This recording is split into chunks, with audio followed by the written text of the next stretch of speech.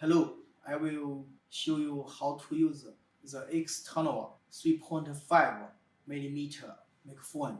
This is a Lightning to 3.5 headphone jack. This is a Sennheiser MK600. It has a 3.5 millimeter port, and you need the Lightning port to your iPhone. And if you have a smartphone like a Samsung S20 or Note 20, you need to Type-C to 3.5 female port.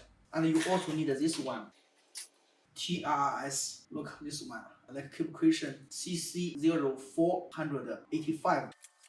It has a microphone icon. Here it has a better set of icon. This tiny item's function is just to split the audio function and plug the TRRS to the 3.5 female port, and they collect the Sennheiser MK600 3.5 millimeter to this female port with microphone port, just like this. If you don't use this small keyboard, you will not get the clear microphone sound. That's it. Thank you.